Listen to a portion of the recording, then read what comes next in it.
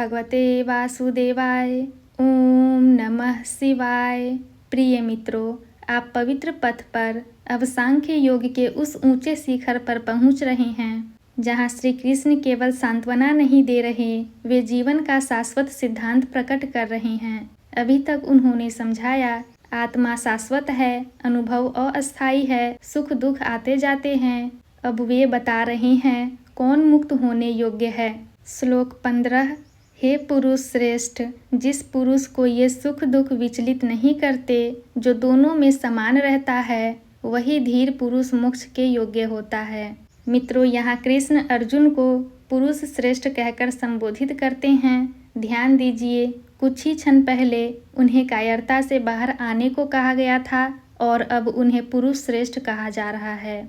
यह गुरु की शैली है, वह शिष्य को गिराता नहीं, उसे उसकी ऊंचाई याद दिलाता है। अब कृष्ण कहते हैं सुख दुख जो विचलित न करे। विचलित अर्थात भीतर की स्थिरता को हिला देना। सुख आए और हम बह जाए, दुख आए और हम टूट जाए, यह सामान्य मनुष्य की अवस्था है। लेकिन धीर पुरुष कौन है? जो सुख में उछलता नहीं, जो दुख में बिखरता नहीं, जो दोनों में समान रहता है।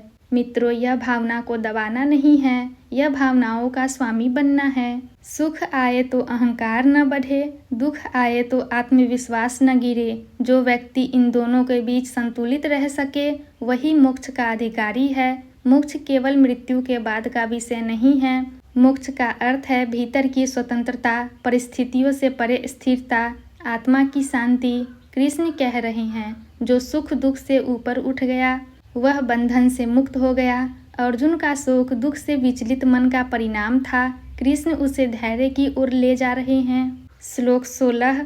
असत्य का कोई अस्तित्व नहीं है और सत्य का कभी अभाव नहीं होता। इन दोनों का तत्व को देखने वाले ऋषियों ने निश्चय पूर्वक दर्शन किया है।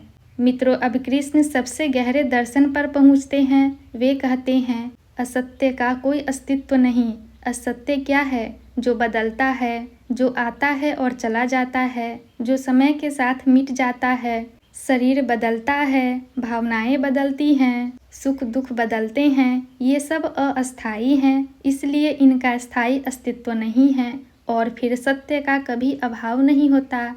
सत्य क्या है? जो हमेशा था, जो अभी है, जो आगे भी रहेगा। वह आत्मा है, वह चेतना है, वह अस्तित्व है। मित्रों, यह वाक्य पूरे वेदांत का सार है। जो बदलता है वह अंतिम सत्य नहीं, जो नहीं बदलता वही वास्तविक है।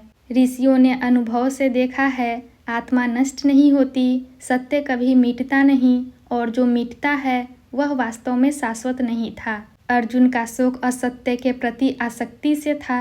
कृष्ण उसे सत्य की ओर मोड़ रहे हैं। जब यह समझ हृदय में उतरती है तो मृत्यु का भय कम होता है, संबंधों का मोह संतुलित होता है और मन स्थिर होने लगता है। प्रिय मित्रों, इन दो श्लोकों में गीता हमें जीवन का अद्भुत सूत्र देती है। सुख दुख से ऊपर उठो, अस्थायी को अस्थायी समझो, शाश्वत को पहचानो।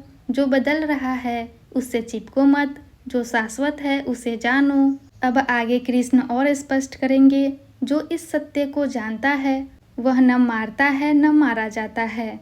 और वहीं से अर्जुन के भय का अंत शुरू होगा। पवित्र पथ के साथ बने रहिए। गीता अब आत्मा के अमरत्व का और भी गहन रहस्य खोलने वाली है।